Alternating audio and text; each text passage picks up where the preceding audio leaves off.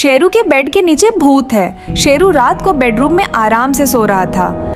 तभी अजीब सी आवाज के कारण डर के नींद खुल जाती है। शेरू डरते हुए कमरे की खिड़की में देखता है तो एक भूतिया आदमी ने उसके पापा को मार दिया था और अब पापा को जमीन में दफना रहा था।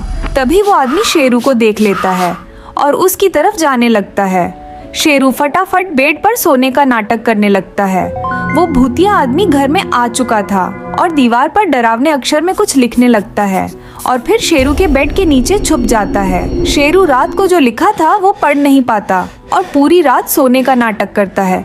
उसे उस भूतिया आदमी की सांसों की आवाज आ रही थी, पर सुबह शेरू को लगता है कि वह चला गया है, इसलिए जो लिखा था वो पढ़ने के लिए जाता है और वहाँ लिखा था, मुझे पता है तुम सोए नहीं हो। शेरू के पापा के लिए लाइक एंड सब्सक्राइब कर दो। एक बार शेरू एक पुराने महल में गया। वहाँ उसे एक सुनहरा सिक्का मिला। जैसे ही उसने सिक्का उठाया, महल में अजीब आवाजें आने लगी।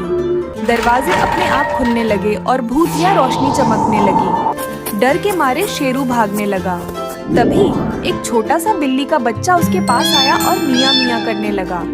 शेरू ने बिल्ली को उठाया और उसे सहलाया। अचानक बिल्ली ने बोलना शुरू किया, धन्यवाद शेरू, तुमने मुझे बचा लिया। मैं इस महल की राजकुमारी थी और एक जादूगर ने मुझे बिल्ली में बदल दिया था। शेरू ने राजकुमारी को वापस इंसान बनाने में मदद की और वे दोनों दोस्त बन गए। शेरू के लिए सब्सक्राइब और लाइक तो बनता है।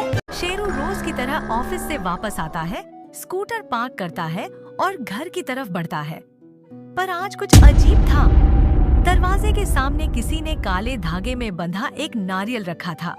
शेरू सोचता है, ये किसने रखा होगा? वो नारियल को अनदेखा करते हुए अंदर चला जाता है। जैसे ही वो अपने कमरे की लाइट ऑन करता है, अचानक कमरे की खिड़की अपने आप खुल जाती है।